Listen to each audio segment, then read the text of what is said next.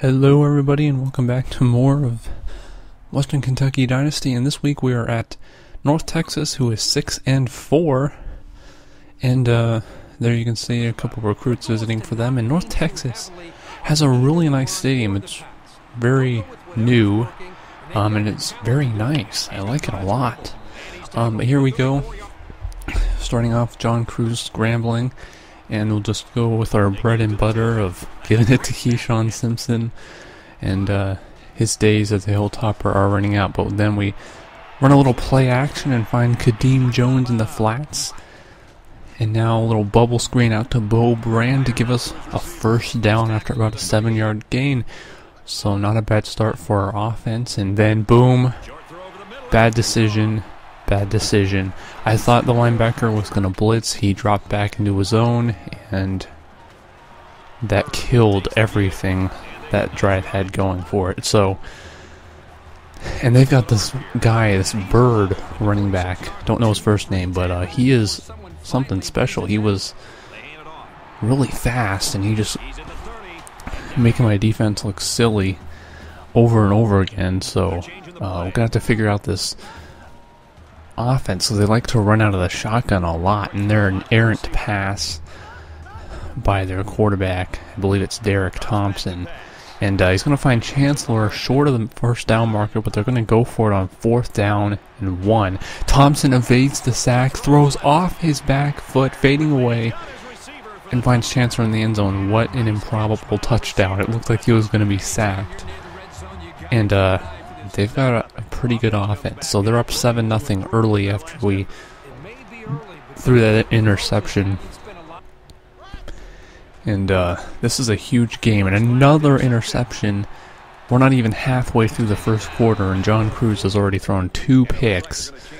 This is not how you want to start out this game. And then Thompson on the read option makes a good read and goes off the right side for a nice chunk of yards. But on 2nd and 13, there's Xavier Boyd. He has been turned into an amazing linebacker this year. And incomplete pass there, a drop. So it's going to be a field goal, and it bounces off the upright and in. And man, I tell ya, look at this field goal. Boink. Although, because the game is weird, it didn't actually physically hit the upright. The hitbox was huge. But then John Evans on a big kickoff return. He didn't have enough speed to take it all the way, but we're at midfield and give it off to Simpson. Let's regroup. Let's settle with what we know. John Cruz on the option out of the Maryland eye, and he's got all kinds of room. He is off to the races. Touchdown. John Cruz on the option. What a run. And got perfect blocking on that play. That's really what set that up, and they stacked up against the run up the middle, so we were able to bust off the option keeper. And then Thompson dives for a first down, and on 3rd and 7 is going to find Simpson, who seems to be a pretty favorite target of his, next to Chancellor. And again, Chancellor right there. 9-yard gain, so 3rd and 1. Now they're going to do a little option action, and the pitch is apparently a forward pass, so it's incomplete. I don't understand how that worked, because I'm pretty sure it went behind him. But anyway, they kick a field goal. And it's 13-7 here in the first quarter, and Simpson is going to bust off a run here. Nobody can bring him down, seemingly.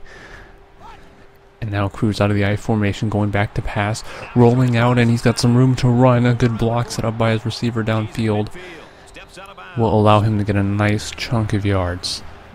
3rd and 9 out of the shotgun. Now we're in the better half of the 50, and it's Joel German. Very nice pass, fitting that in between the defenders there. And gotta love our receiving core. It's, we don't pass a lot, but when we do, we have pretty reliable receivers. So now 2nd and 5, a little option action, and this pass, or this pitch, misses Simpson completely. He kind of got screened by the defender there, so he missed the pitch. But nonetheless, we get first down, 1st and goal, And Cruz is going to find Keyshawn Simpson, and Simpson can score in more ways than one. This time it's a receiving touchdown for him. And so now we're up by 1 point, despite our horrible start. And that ball was tipped and nearly caught by the receiver. I don't understand how that even happened, but then kaboom, Xavier Boyd with the sack. He is so good. He is probably a guy I haven't talked enough about, although he's probably one of our best linebackers next to Andrew Jackson, who's just been amazing as well. But here we go. We're just continuing to go at it. Cruz now scrambling around, going to look deep, and it's another interception, the third interception in the first half. And Coach is wondering what's going on with Mr. John Cruz. So Thompson now looking to get his team on the board before the half is over, but he is sacked by Xavier Boyd again. Second time this game that Boyd has had a sack, and then they pull off a little screen action. And Bird gets the first down. I mean, the defense was not prepared for that screenplay. And Thompson here, he has all day to throw, and he's sacked. He is sacked, and for the third time, which is a school record, 3 sacks in a single game by Xavier Boyd, and it's not even halftime yet. What a player he is. And then we get a little offside action, although it's not going to matter because we're going to get another huge chunk of yards. Second time on a 2nd and long, they get a big play from a screen pass. And there you can see freshman Nicholas Brown. Wasn't too pleased with that play there, but then here we go. Cam Thomas with the interception gets it right back. And Thompson not happy with himself, so we'll just go into the half. 14-13, a great game on our hands here. And North Texas looking to come out in the second half with a little bit more firepower, looking to give it to Bird a little bit more because he's been tearing up all kinds of yards in this game. Look at him, man. He's just getting great blocks and finding those huge holes to run through. He's pretty talented back. I wasn't prepared for him this time around. But anyway, they're going to get another first down, and they run a little bit of a no huddle, so they get right back to the line of scrimmage, and Chancellor found running that nice little outside or a corner route or whatever it may be, but it was successful nonetheless. Thompson in the pocket has all day to throw, and Chancellor is going to be stopped at about the half-yard line. He couldn't be any closer than without scoring a touchdown, but Thompson will basically walk into the end zone on that option. Keeper, they're going to go for 2 to try to make it a 7-point game, and that's just too easy. It was way too easy. So they're up 21-14 after the 2-point conversion was successful. So now we've got some catching up to do. Cruz on the option, and they completely blow it up. They were covering that all the way. So now, late in the third quarter, 3rd and 13, and a terrible pass by Cruz. He got hit as he threw as well. Not something that you want. But now North Texas is in control. They can go up by 2 scores if they want, and if they're successful. And it looks like their offense is finally hitting a rhythm. And look at this. Schraps is wide open. He continues to get open all the time. And they've just got a very solid group of receivers. But then we come in and completely destroy this running play. We blitzed and kind of sold out to the fact that they were going to run the ball. And then on 3rd and 6, unsuccessful running play. Our defense holds. So our offense has a chance now to tie this game again. Simpson gets around defenders. A nice first down run. He's so good. He is so good. And what's funny is in real life, he's not their starting halfback. Antonio Andrews, who is one of the, I believe he leads the nation in all-purpose yards in real life this year, I think. Or he's one of the top guys in all-purpose yards. But anyway, we're going to find Rico Brown running the post route wide open. He ran that deep post route perfectly. The defense apparently caught in their zones. Nobody took responsibility for their zone, and Brown just snuck in behind. So now we're all tied up at 21. What a game we have on our hands here. And it's in the fourth quarter. Everybody's excited. And North Texas is going to run a little end around, jet sweep, whatever it may be. And they're going to lose too, so not really successful. It's always, those jet sweeps are always so night and day. You can either, get a humongous gain out of it or you'll lose 5 yards. So on 3rd and 12, a beautiful diving catch by Chancellor to keep the drive alive. That's the kind of effort that you like to see from your receivers. And Chancellor again, this guy has been all over the place all game. And then Bird's going to run right through our zone defense there. It's what you get when you call cover 2 and they run the ball like that. And we just missed out on the sack. My Hill got bumped as he was rushing the passer, and then we blew up that run play. So 3rd and 13, Hill can't bring him down. Thompson has evaded sacks continually, and Thorne is going to get the first down, and they keep this drive alive still. Diving catches, evaded sacks, and now a near interception. They somehow are still keeping this drive alive. It's almost like one of those, they're destined to score, and there it is. They take the lead once again. A back and forth game this has been. Fire the cannons. North Texas is on top again, 28-21 with 3.5 minutes to go. So now we're going to call a little screen.